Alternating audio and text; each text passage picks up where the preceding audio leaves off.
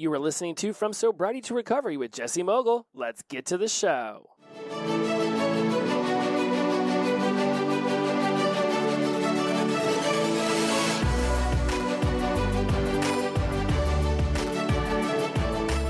Welcome back to From Sobriety to Recovery. I am your host, Jesse Mogul. I am in addiction recovery.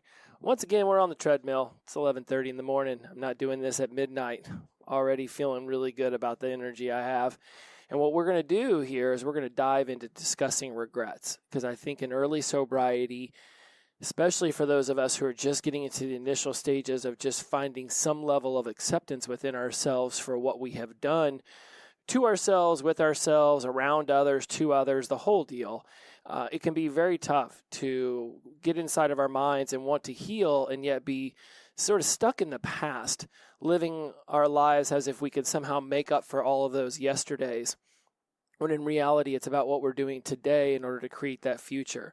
And there's going to be some difficulties with those who are the closest to us, who perhaps we have wronged to a great deal. We may have lied, cheated, stolen, hurt, broken hearts, disappointed, all of these kinds of negative emotions somebody could feel from our behaviors while we were in our active addiction.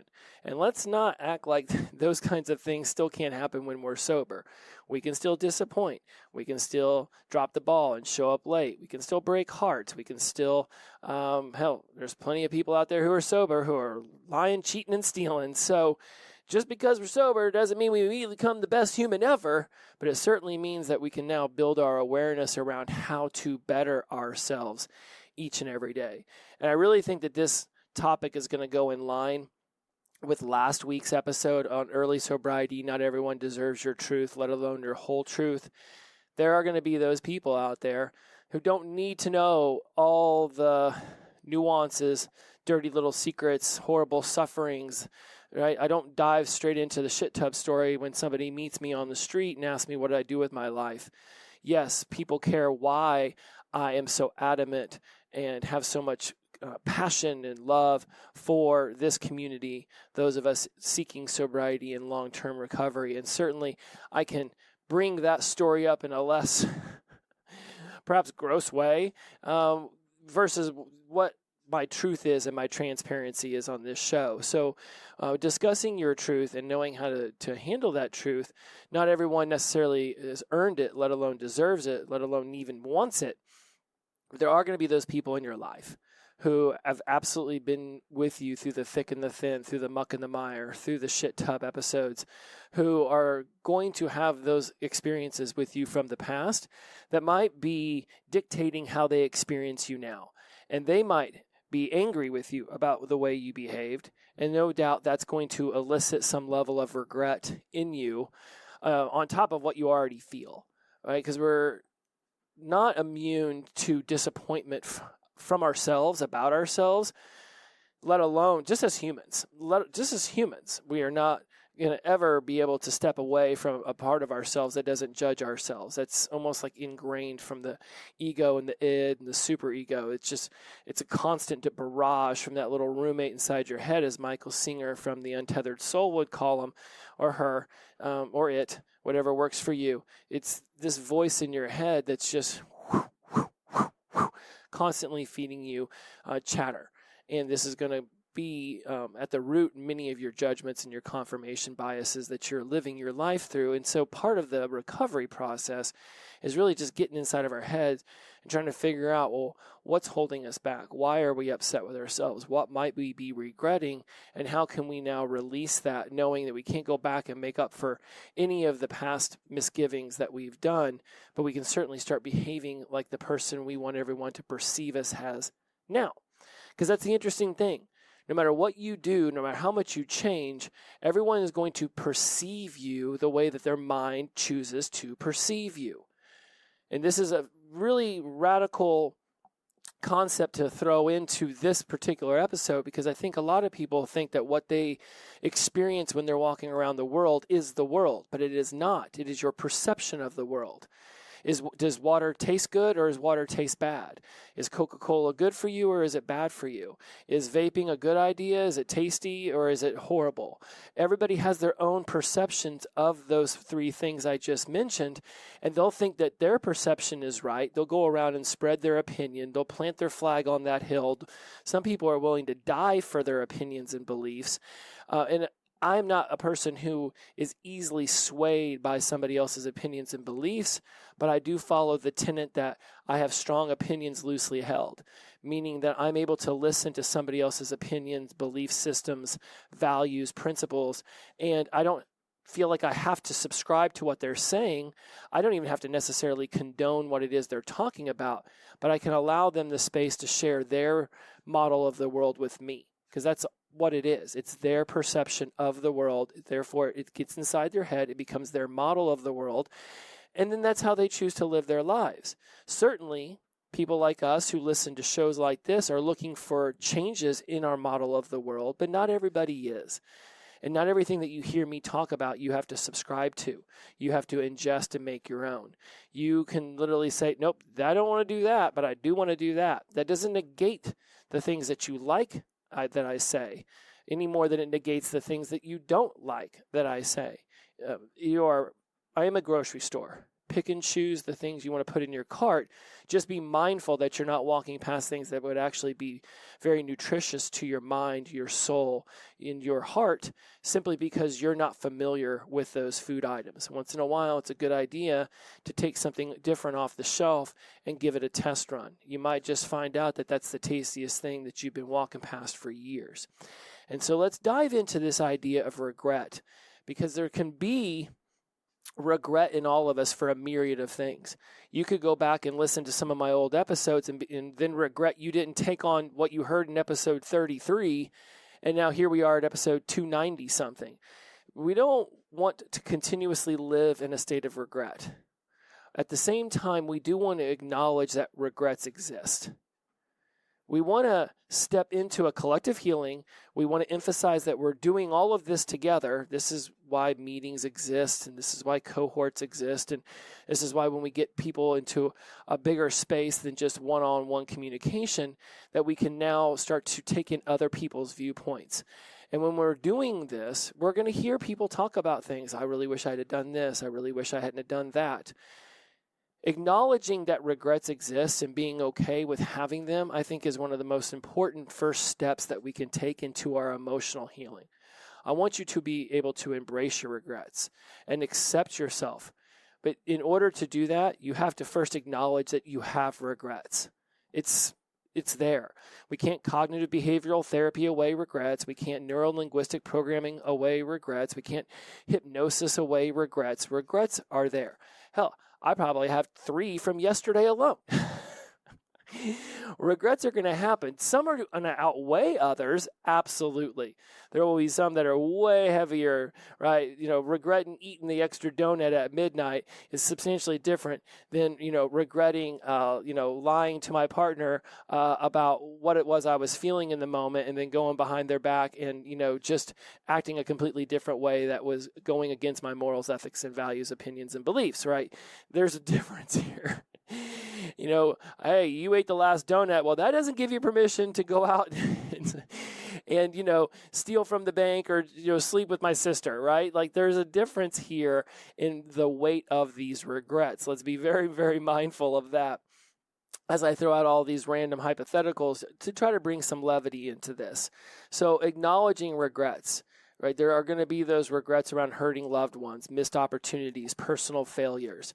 Spending 12 years in college and not getting my sports broadcaster degree, not having an opportunity to go work at ESPN is a regret that I still think about. I wonder how different my life would have been. I love my life as it currently is. I absolutely believe that I am creating the best out of the rubble and chaos that I could have created from January 12th of 2017. But certainly, I would love to have had a taste of what that other lifestyle could have provided me. I'm not saying I still wouldn't have gotten into addiction at some point. Maybe I have a couple ex-wives and a couple children that barely ever see me because I'm so into my career. I don't know what that life would have provided And it can be very easy for us to romanticize how, had we done something different in the past, how amazing our life would be now. We don't know that. I do know that had I gotten good grades at sports broadcasting school at Ball State University, I would have been able to pretty much move over to ESPN, or that was mid-90s.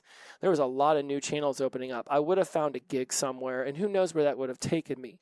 But to sit over here and to daydream that I would have been the next Bob Costas or Al Michaels is a fallacy. That's not based in reality. I would have had an opportunity to be a sports broadcaster, but I'm not saying that I would have, next thing you know, been the face everybody recognizes when it comes to NFL football. We don't know that. So be mindful that as you're acknowledging these regrets, that within your own personal experiences, that you realize that you could fall into the trap of romanticizing what you think your life would have been had you done it differently back then. That's not necessarily true. You're creating a story. Don't let that weigh you down, because your impact of your regrets is you dwelling on the past, is thinking too much about what you could have done then and how much better your life would be. Yeah, there's the hindsight bias where we look back and we're like, yeah, probably shouldn't have spent 20 years snorting cocaine and, drinking gallons of booze every week. Of course, hindsight being what it is, that seems like a pretty foolish way for me to have lived my life. I'm sure you've got some hindsight bias where, hindsight being 2020. Yeah, it's pretty easy to see the dumb shit we did back in the day as not being beneficial to the betterment of our lives. But in the moment, we were drinking the medicine. We thought that this was the best course of our life. And even though we woke up with massive hangovers, less than money in our bank account, and probably then a less than perception by most of the people around us, we continued doing what we do because the brain was programmed to. The limbic system was askew. The dopamine, the serotonin, all of these things were feeding us towards our addiction. Now we step into the light, and hindsight can be blinding. Just be mindful that whenever you look back, that you're not romanticizing what you think could have been simply because now you have this new headspace where you're like, well, sure, my 48-year-old brain knows a lot of shit my 20-year-old brain doesn't know, and I can't take my 48-year-old brain and pop it into a 20-year-old Jesse's body. That doesn't exist, because now we're talking about literally being able to transplant a brain from one human to another and simultaneously having a time machine in order to do that. That's some pretty complicated math I'm not even sure Doc Brown can figure out. Let's move on into this role of acceptance in your recovery.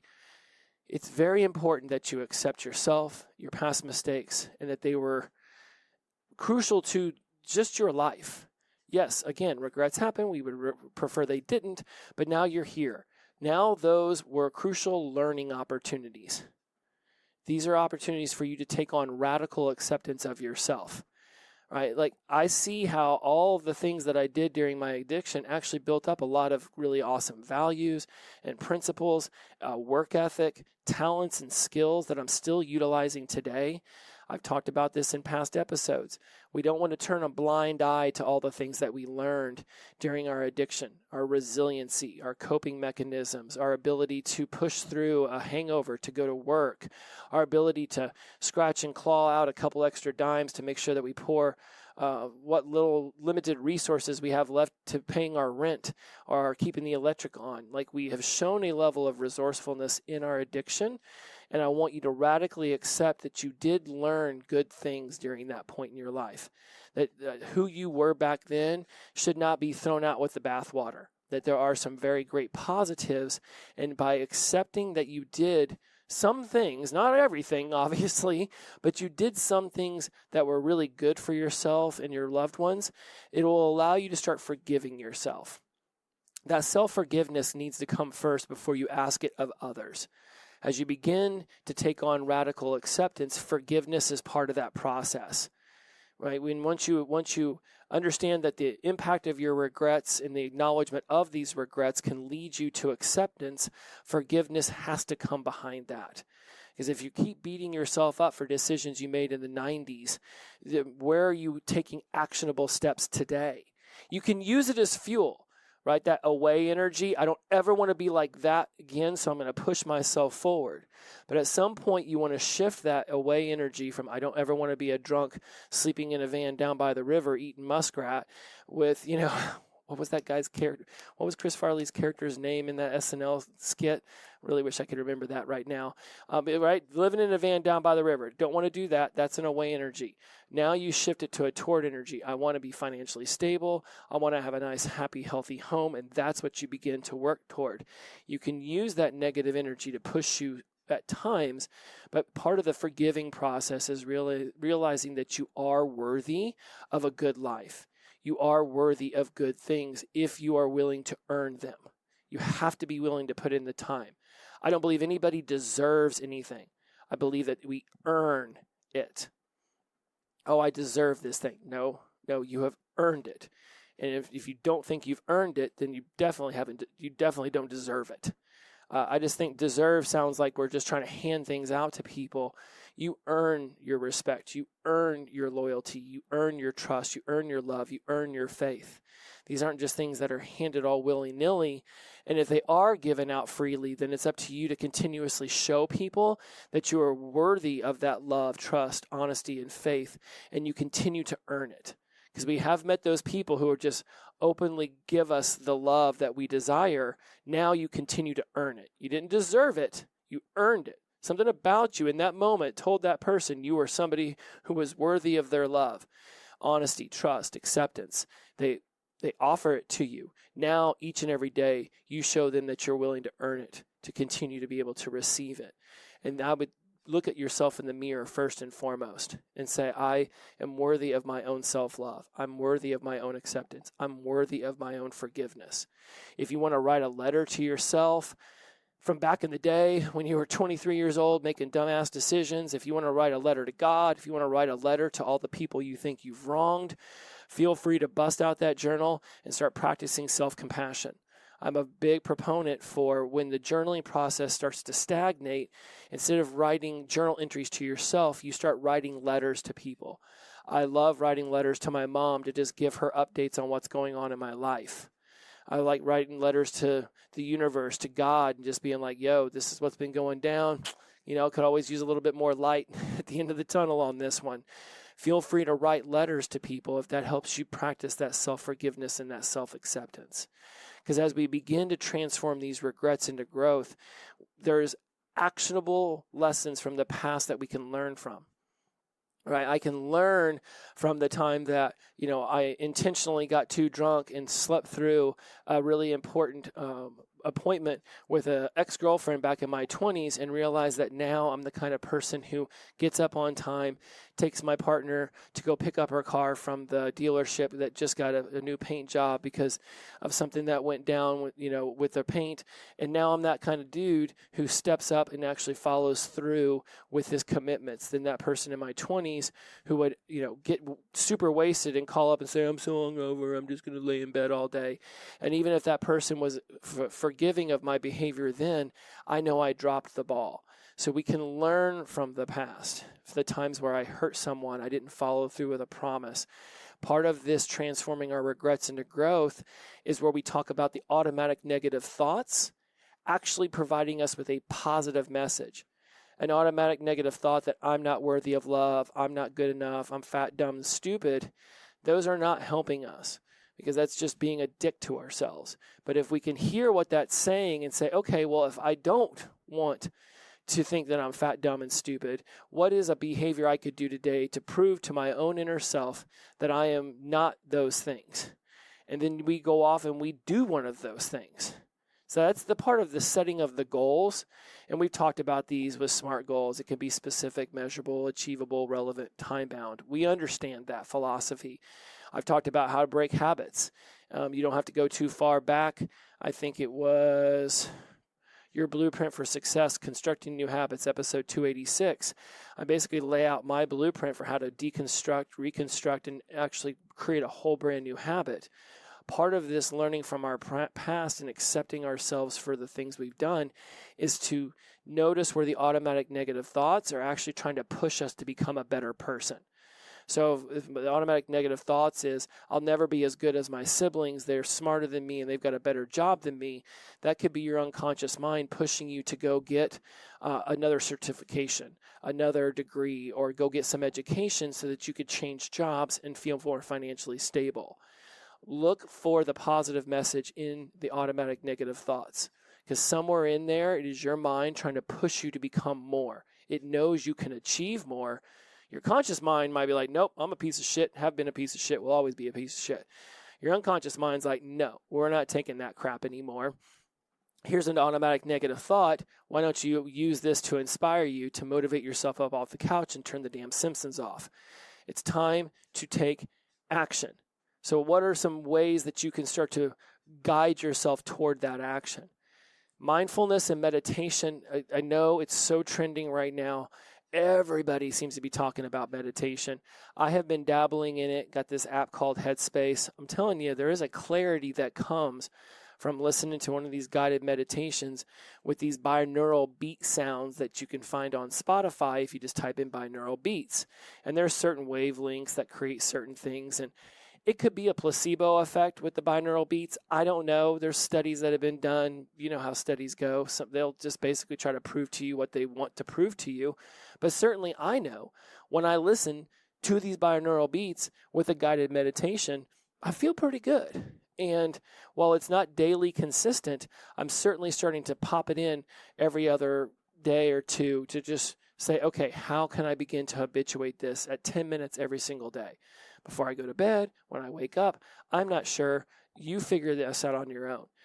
But doing some level of mindfulness, some level of meditation, time and time again, people keep saying how beneficial it is. You know, when you hear it from a few people, okay, that's just their opinion. When you start hearing it from thousands upon thousands of people, there's something to be said for that. I do some meditation practices with some of my clients right before we start the session to help them just ground into the experience.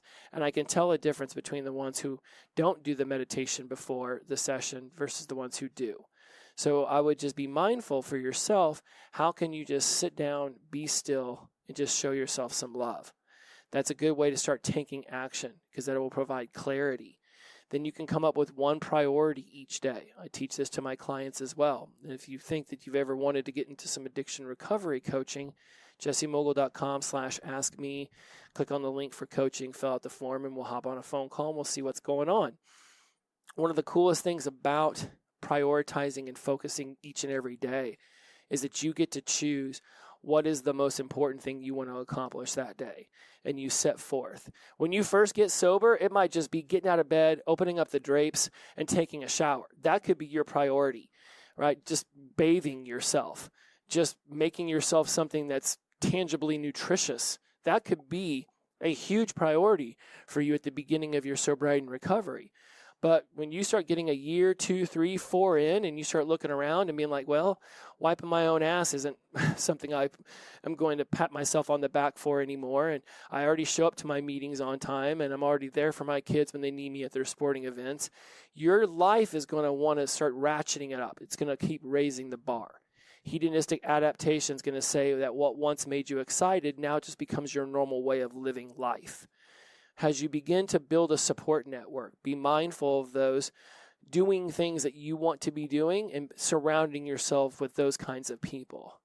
Whether the book about you being pretty much like the 5 people you spend the most time with, I don't know if that's necessarily any more true than the binaural beats helping me during meditations is true, but certainly you will be influenced by the people you surround yourself with. So if you surround yourself by people who just want to mainline Crisco for dinner and you are trying to release pounds, that could be rather difficult. Versus somebody, when you surround yourself by people who want to go for walks, who want to eat some nutritious food, want to hit the gym once in a while or go on some hikes, you're going to start to pick up those habits, because if you decide you want to be in a particular herd versus another one, you're going to fall in line with what that herd does.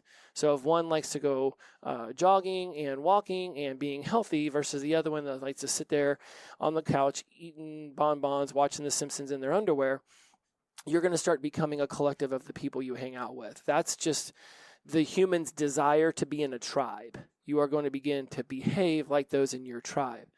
That's why I started the tribe. And if it's something that you've ever heard me talk about, we recently moved it from Voxer over to Slack so that there could be more rooms. There could be a better opportunity for people to have different conversations.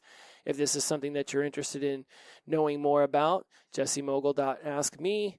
jessymogul.com/ask me, fill out the coaching form, send it over to me, and we'll talk about bringing you over into the tribe. Because there's a whole online course that teaches you how your mind creates your reality, your unconscious motivators. There's a whole world I've created specifically around all of this content because I want to help you build a support network that can potentially go beyond just what's in your environment. Because some of y'all live in pretty rural areas or you live in cities where it's more difficult to get around. And whenever you want there to be some kind of support and you love the content of this show, wouldn't it seem reasonable that you would enjoy other people who enjoy the content from this show? And that's what we're talking about when we say building a support network, that there's no one way to do any of this. It's not just AA or SMART or young people in recovery or Dharma or refuge. It's a collectiveness of all of it. And, just like I brought up earlier, when you're walking through the grocery store, take some things off the shelf, try them once in a while. You never know what deliciousness is waiting for you there. But you're going to have to acknowledge the regrets, start practicing self-acceptance, self-love, self-forgiveness, and notice where in your life there are lessons from your past that can help inspire you to motivate yourself forward. As we begin to close up this show, I do want to stress that accepting other people and where they're at in their healing journey is imperative to you coexisting with people as you really start to move into your long-term sobriety and recovery journey. Because not everybody's going to read the same self-help books, and even if they do, it doesn't mean that they're going to interpret them the same way. So everybody's on their own journey. And if you want self-acceptance from yourself, and you also want acceptance from other people, part of that is going to be accepting other people where they're at. They don't listen to this show, or even if they do, they interpret it differently. They read other self-help books than you. They have different interests than you. Some of them may just want to just keep being an NPC and trance their way through life. If you want them in your life, you want to begin to practice that level of acceptance that is difficult at times when you feel like you're putting in all this work to make yourself better and they're still seeing you as the same old person that you were. A lot of people will say that you can't change the world. Well, you can, and it takes years. Ask, Musk and Bezos and Jobs and Gates. They changed the world, and it took years to do. But you can change your world each and every day by stepping into that level of acceptance and forgiveness you desire from yourself and from others, and begin to push that out into the universe. Behave as somebody who practices acceptance and forgiveness of others. They will feel more comfortable around you. They will be able to share with you. And now you're building up that collective resource of a support network. Empathy is understanding that you have no idea what somebody else has gone through in their life, what has created that model of their world, what has created that point of view. When you step into empathy, you realize that no matter how much this person tells you about their life, you cannot possibly know each and everything that has affected the reason why they make the decisions they do, why they have the biases they do, why they have the addiction history or the infidelity history or the robbing the banks on a stagecoach history, right? You don't fully understand anyone's history because most of us aren't able to fully articulate our histories to other people and what were the unconscious motivators and what were the traumas and the sufferings that could have led to those behaviors. We are a collective of interpretations of what's happening on outside of us, and our ability to then articulate it and interpret it back to someone in a way where they get the 100% truth of us is damn near impossible. So don't hold yourself to that kind of bar. Don't try to reach that level of pedestal. Simply just share your story, how you're interpreting it now, knowing that your interpretation of yourself is going to radically shift from today to a year, 5, 10 from now. I go back and listen to some of my episodes at the beginning, and I'm like, for the most part, they're evergreen. They still hold true. But there's some of those ideas and beliefs and opinions I said back then that have definitely evolved since then. It's why we keep going back to these topics in this show. Because there's no way I could do episode 10, and then if I were to bring that same topic up at episode 300, that it would sound the same. That would have been 5 years of life. There's going to be new experiences and new evolutions, and there's going to be new people in my life that have touched upon me, something that I want to share with others. Your evolution is amazing. So release the desire to have done it perfectly 5 years ago and realize that what you did then is what you were capable of then. And what you're capable of now can potentially be so much greater than what it was then. But just accept that what you did then was your best solution for what was going on in the moment. And now you have new tools and new resources and new ways of accessing things that have been locked up inside of you your whole life.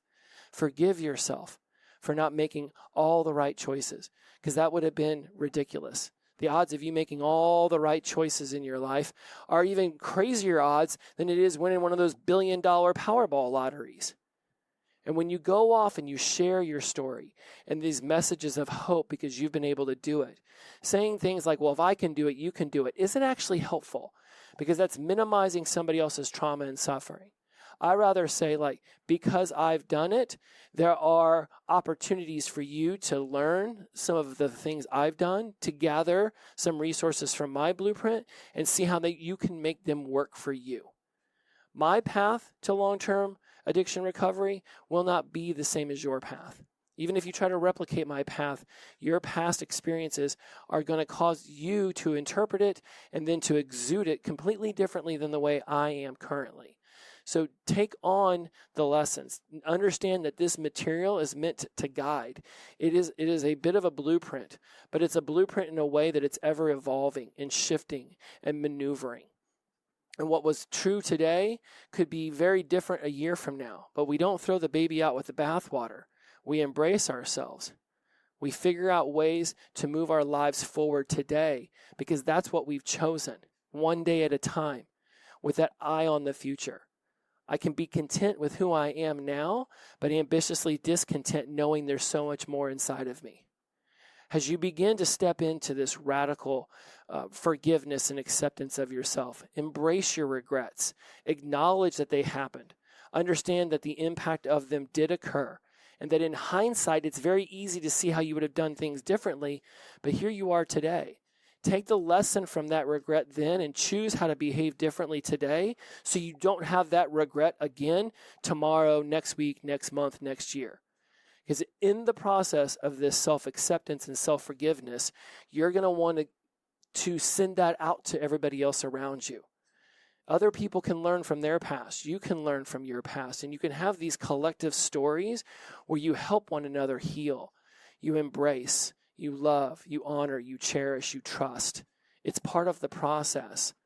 And when you set down goals and you set down times to really focus on this, whether it be through step work or going through your truths or just listening to this show and taking something actionable and going off and doing it, that allows you to be more mindful of your behaviors. It increases your self-awareness. You could start to touch into your inner dimensions, if you will, your unconscious mind through meditation. And as we all collectively heal, we can practice empathy and compassion for the lives that we've had. We are never, ever, ever were we ever going to be perfect. But we certainly can decide today to work just a smidge bit harder at making our lives better than they were when we woke up. And that, my friends, is something you'll never regret doing. All right, my friends, as always, if you want to reach out to me, jessemogul.com/askme. Power positive energy, release and flow, inclusivity over exclusivity. Every day is the best day of our lives when we wake up sober. Shout out to Sunshine and Robert. Glow on. See you next week, my friends. Bye-bye.